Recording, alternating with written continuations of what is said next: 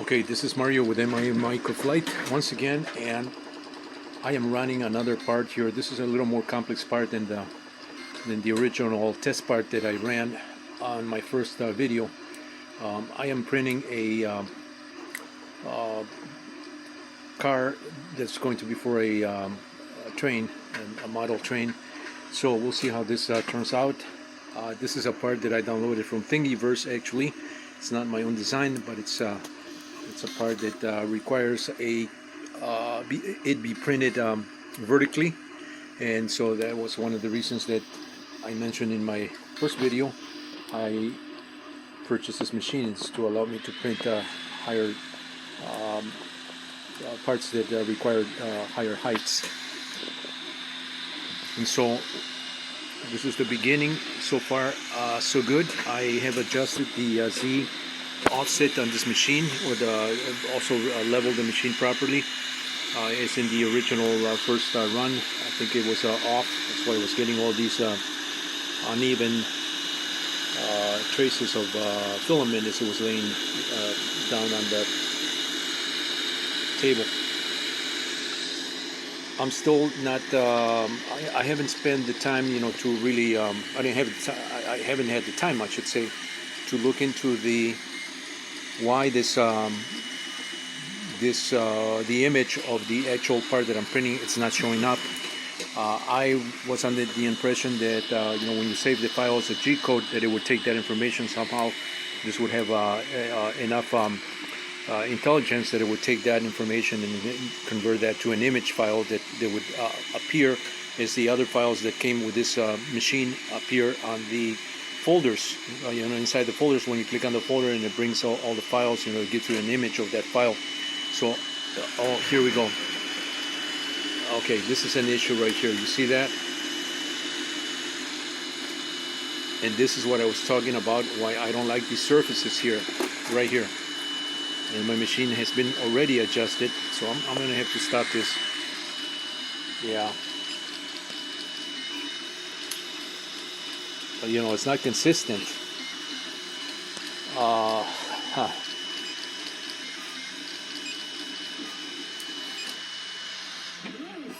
Yeah. It goes back to that side. Even this is not working, I don't think, the way it should be working, the cleaning of the nozzle.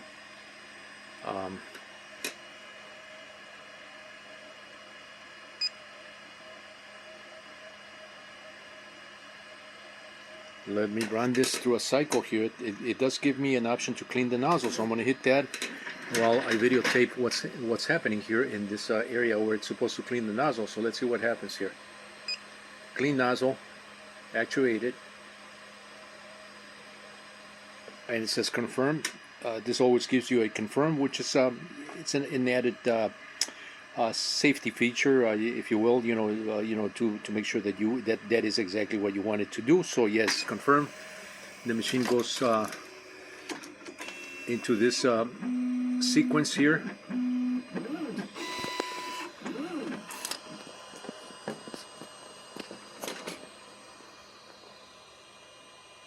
So I'm trying to. Oh boy, it's kind of hard to see what's actually happening there. Hot end heating, 227, 230, 232, up to 40. It says for the cleaning of the hot nozzle here on my control panel. I don't want to move my camera over to the control panel because I don't want to miss the action that this is going to take after it reaches, I guess, 240. It's at 236, 237. It's fluctuating between 236, 238, 239. And there we go. And change lights here, and it just goes around and it wipes the nozzle. It's wiping the nozzle on this device here. On this, when this closes, the nozzle goes between these two parts here. This I think this is a rubber. Yeah, this is a rubber pad, and this looks to be like a plastic roller. And when this is done, it goes back to the center. Now there should be something inside this little box that's right underneath the cleaning device there, but there's nothing here. So I don't think it's performing the cleaning as one would imagine it would perform. I would imagine it would maybe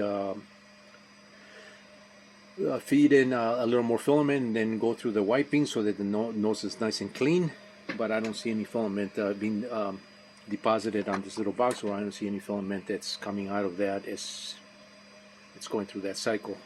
So I don't think this is working from that perspective. I don't know, maybe a call to the company might shed some other information with regards to this. I will be calling this company in the next day or two, just to put my questions on how to number one is how to get those files, the image file on the controller, and number two, question about this cleaning cycle here that's happening here. This right here is you know, this is not very good. And you can see how the first layer is the critical layer, you know, the first layer. So I'm going to run this again. Hopefully this table has had a little more time to warm up to the level that I think it should be before it starts spinning. So I'm going to run this again. This has to be precise, because if this first level is not right and the surface is not able to hold that first level nice and firm, being this is going to be a tall surface or a tall part, it's going to take a long time, and by the time you get here, and if that disengages from the table, you know, we're screwed, you know, because the part would be ruined. So I'm going to try to run this again. We went through the nozzle sequence, cleaning sequence here, and I'm going to, just for the sake of reassurance, I'm going to go through the let's go settings,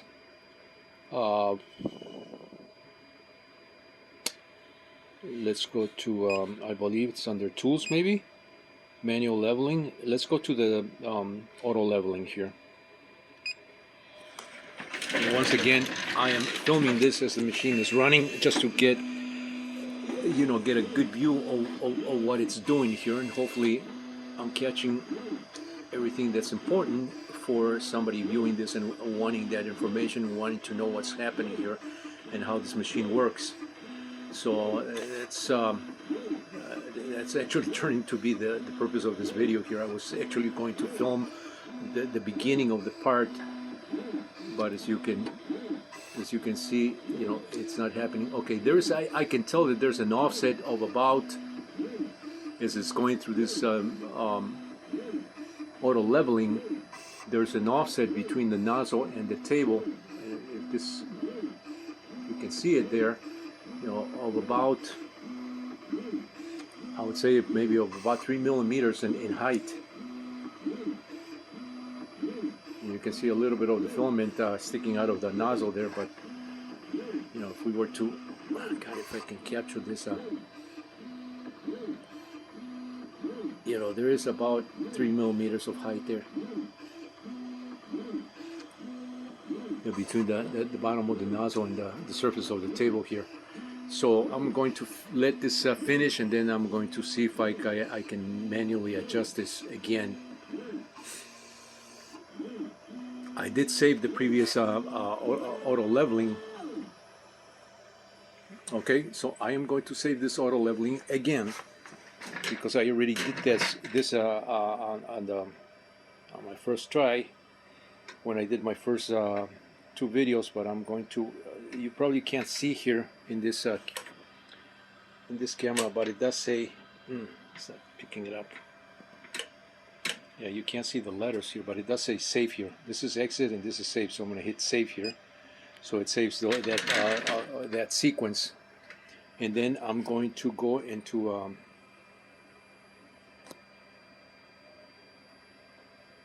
auto leveling here. So let's hit not auto but manual. So let's see what happens to manual leveling.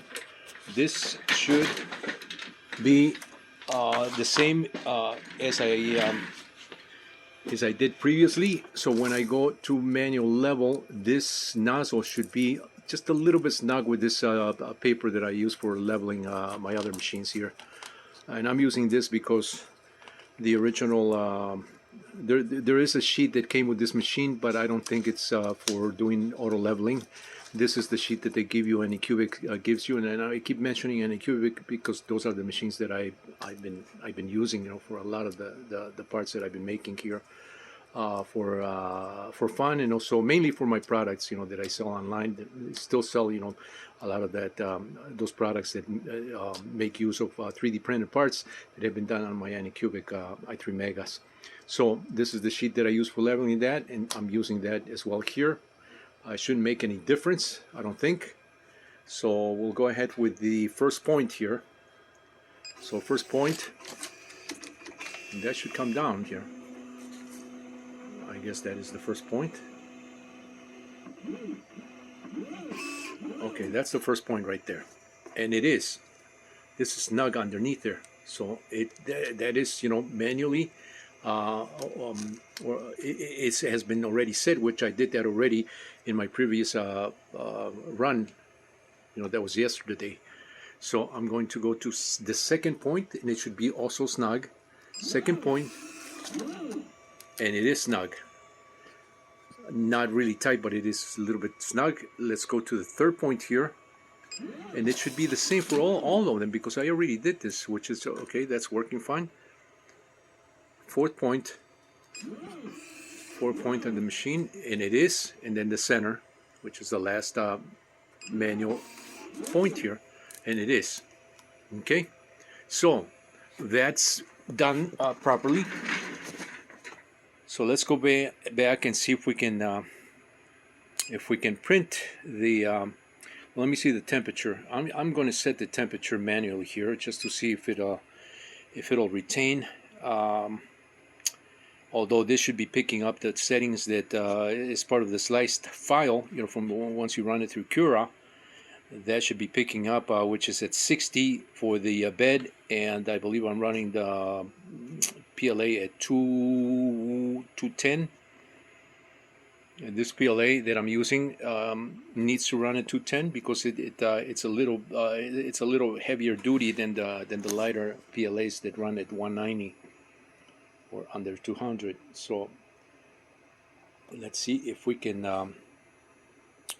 temperature up, temperature down. Let's see, PLA.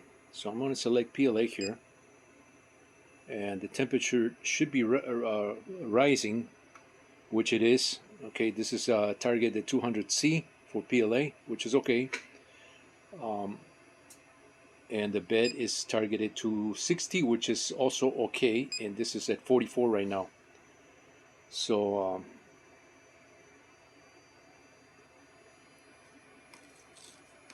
yeah,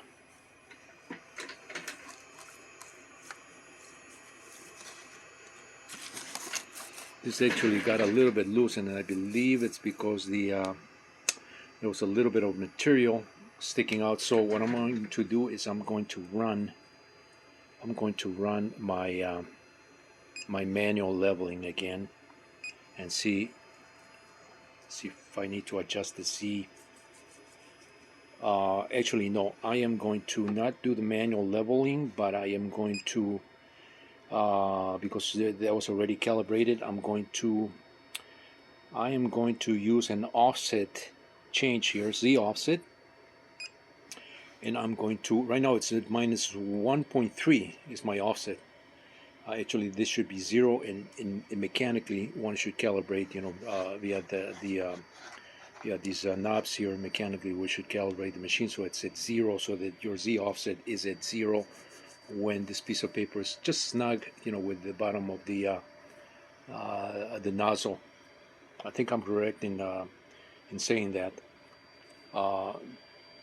Or you can just offset it via this. It's just, you know, it depends, you know, what you're using as references. As long as this is manually adjusted so that this paper is a little more snug, you know, with the nozzle. Right now it loosened up because of the filament. I guess that I was running it against the filament underneath when I did my first manual leveling.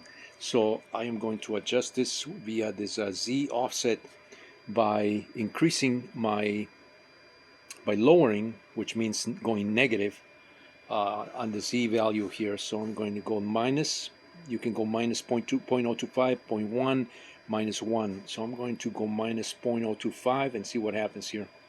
So I believe this 0.025, I think this is calibrated in, I wonder if this is in millimeters. Let's go minus 0.1. Nope, a little more. That seems to be a little more snug where I can. Okay, I'm gonna leave it at that because I can feel a little bit of snugness there.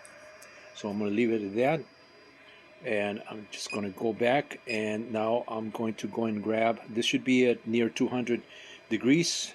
60 is the bed. 60 target 60. This is 200 and 200. So this is already set there. It's already ready to set a print. So I'm going to go to print. I'm going to select the folder called trains because this is a train model, a train car that I'm printing, and it's called a freight car bulk. So let's select that and go print. Let me take out this out.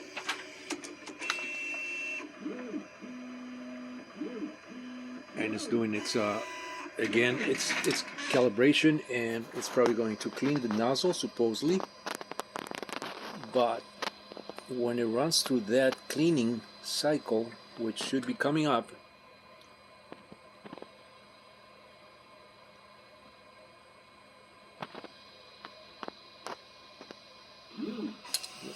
it does nothing, and then it should start printing here anytime soon here. Okay, so it prints you know, the prints the that layer that is basically the outer edge that's typically done when you print parts, or when the machines print parts, and then you know, just an outer sort of initial filament layout, and then it does the part which is inside, should be inside that frame. There we go. Okay, so again, this is running at the original speed, which is 50 millimeters per second is what I set my slicing file. So I'm going to increase that to 50 millimeters. I'm going to increase that by hitting the print adjust, and go right, because it's printing really slow. I'm going to increase that speed change to, right now it's 100%, which would be the 50 millimeter per second. So if I increase that to double that, that would be another 100%.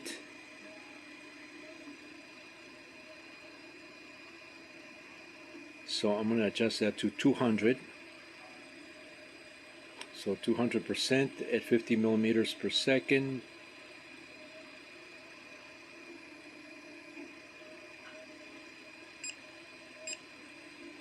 So right now it's at 200, and that should be printing a little bit faster, but I'm going to leave it at that, even though I think this can print a lot faster once it establishes a good solid base for the for this part, which is a tall part. So basically a rectangular car.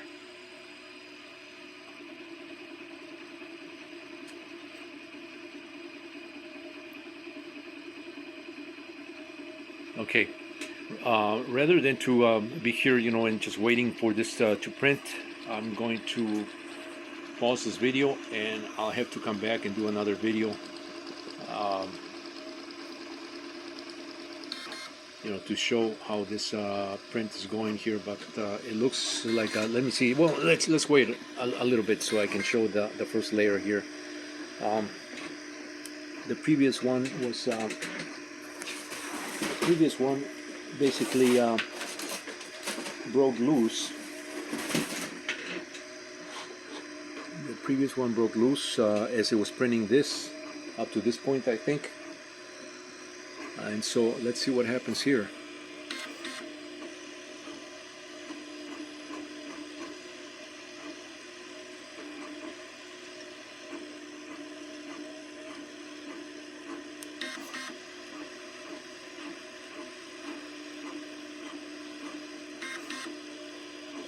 As I said in one of my other videos, I do want to give this machine the opportunity to see if it'll win my my heart here. You know, so I think it's in a fair, just out of fairness, you know, I think we should let this run, you know, the part, and then and just present this to a viewer, because that's what I would be wanting to see and to know, you know, how this machine does. And you know, if you're not too concerned with the aesthetics of the machine and the things that I already mentioned that I would like this machine to have, and how I compare this with the Anycubic i3 Megas, which have been my my work horses, you know, since I got them. Very consistent machines, very nice machines. Unfortunately, I have not been able to find a similar machine with those characteristics as that machine. You know, most of the new machines are basically extrusions with you know, like even this machine is a wannabe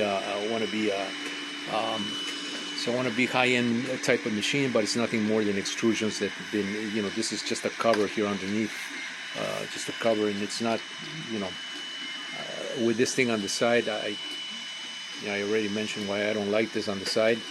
I think they could have implemented that on a much taller base with an angle front section, nice and clean, and that would have made this machine, I think, a lot better, you know, than having this this type of cable here, this telephone cable connected to the side of the machine. I just don't see the practicality in having this, you know, on the side with this extension here. It's not like I want to sit here and, you know, run the machine and manipulate it while I'm sitting here. You know, once you set the parameters there, you should be able to just you know, hit the button and walk away from the machine if it's calibrated properly, and the machine should be printing parts. And, you know, as I do with my Anycubics i3 Megas, I put the little card on the side, the memory card, select the file, and off it goes. Walk away. You know, the first layer is good. You know, I do remain until the first layer is printed. Make sure that nothing's lifting, and then I walk away, and every part is the same way.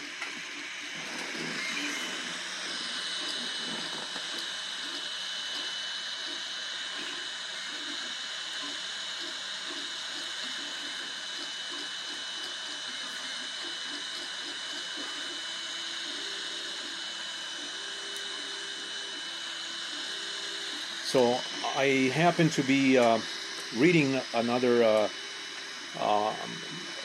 just watching another video, I should say, from another young man that does reviews of these machines, and he's where he's talking about the Creality, the Ender 3, I believe. You know, if that's a machine that you should get. I think it's called the end of the Ender 3 or something like that. And where he mentions that, you know, a lot of these machines are just old technologies, just repackaged in a new with a new coating or a new device structure. And I agree with that, because a lot of this technology, you know, it's just machines that there's nothing really new. Similar controllers, basically the same function that doesn't change. They all, you know, use hot ends that deposit the material, and basically they're rebranded, you know, either with a new name or just disguised, you know, as something new with a new cover. In this case, you know, it's like this machine. It's the same thing, you know, with extrusions, very similar. This has extrusions underneath that run horizontal here to provide the support for the base, and they have this cover here.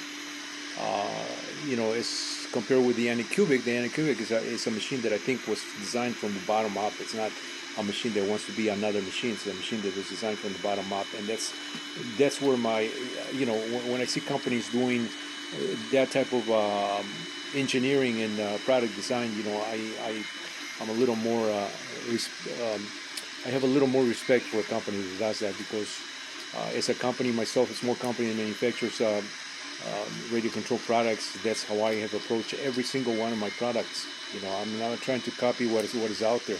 Everything is done from scratch to the way I think to standards that I have set, from the beginning when I started my company, that I wanted to set, which other companies were overlooking, or just trying to make a buck by making copies or doing the same thing that everybody and their mother is doing.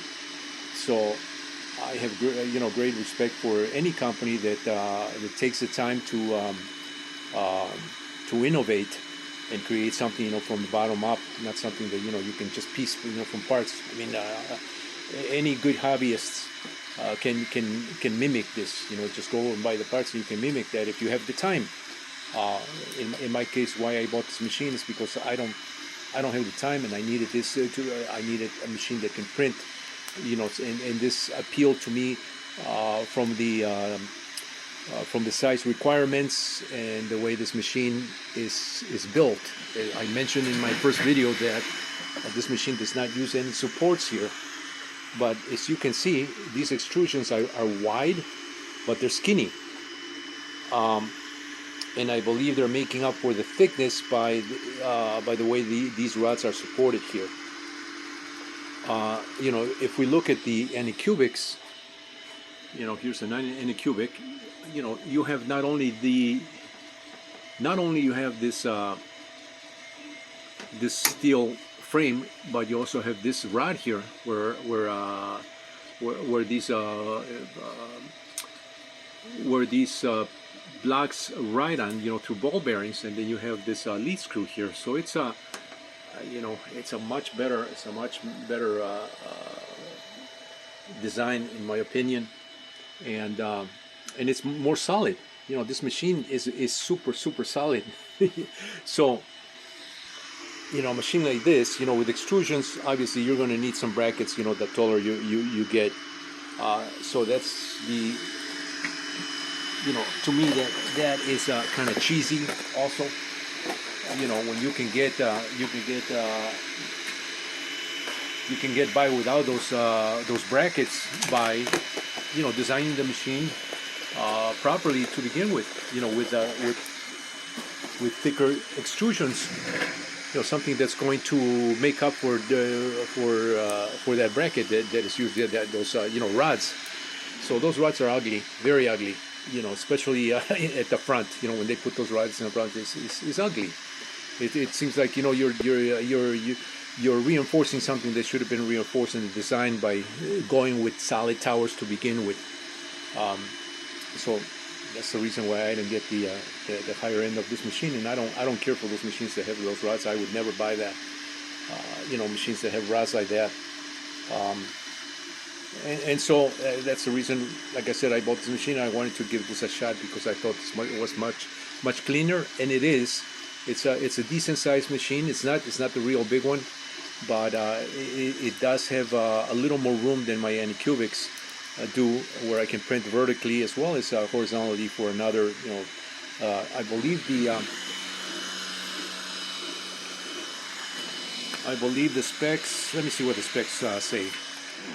Specifications on this machine say 240 by 240 by 260. So my anycubics are 220 by 220 by about 220 to 30, something like that in height.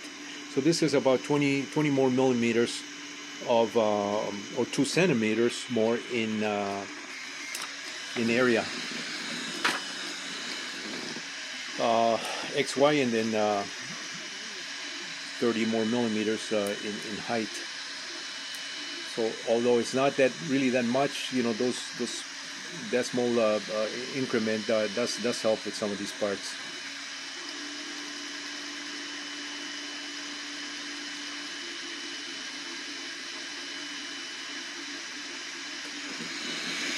Okay, so far so good. I just hope this is able to hold, you know, as it continues to print. I do feel that the table is a little bit hotter than originally, so maybe we need to let the table heat up and just let it sit there, you know, before printing, because the first print, as we saw in this video, failed right away. So this seems to be holding up. So what I'm going to do here, at the risk of just for the sake of this first run, and just to show the capability of this machine, let's just increase the speed. So I'm going to go right now. It's printing at like I said, at 2 times as fast as my Cura settings were set to. 50 millimeters per second was what my Cura was set to. So this and at 100% that would be 50. At 200% that would be twice as fast. So let's go 400 here. Let's increase this to 250, 350, 400. So now it's printing at 4 times as fast. So that would be 4 times 50, 200 millimeters per second. Okay, 200 millimeters per second. And if we want to go a little bit higher, I'm just going to play with this and just go keep our, I know I'm risking the part failing, but for the sake of this video, you know, let's just do it. I'm going to go from 400 here. Come on, it's not focusing.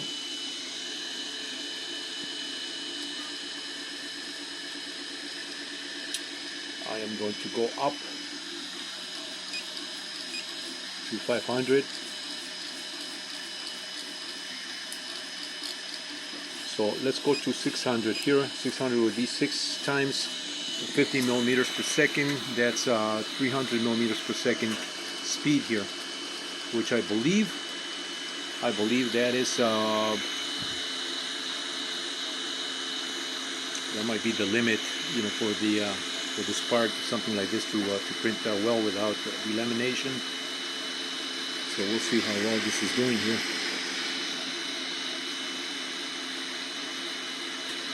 I did print some other parts that were a little more flat, and they had basically a hinge of 2 plates with a round tubular stem, and that I was running that at maximum 999, which it's almost 999. It's almost 10 times as fast as the speed of the Cura file, which is 50 millimeters. So 50 5 times 10, there would have been 500 millimeters per second. So, and that was delaminating not on the flat part, but it was delaminating on the tubular section of that hinge. So we'll see what happens here. If this remains at 600 here, this is a pretty decent speed, you know, for a machine of this caliber. My Anycubics can run like this when they're very well calibrated. They can run. They're pretty fast, you know, when I set them just right, and everything's just working perfect.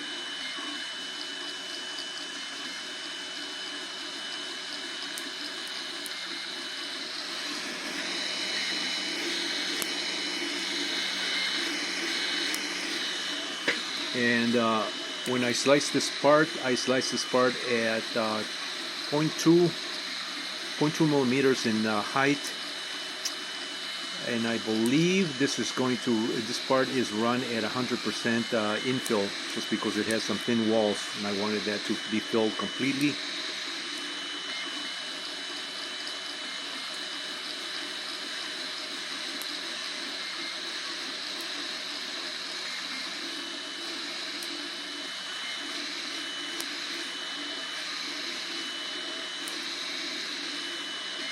So yeah, this video is going on 34 minutes here. I'm going to have to stop this because it's going to be way too long. But as you can see, so far so good.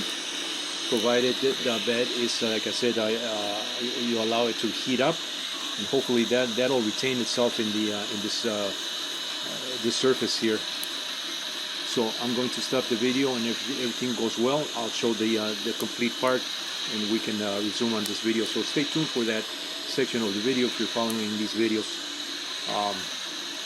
Once again, this is Mario with MIM Microflight. Thanks for watching.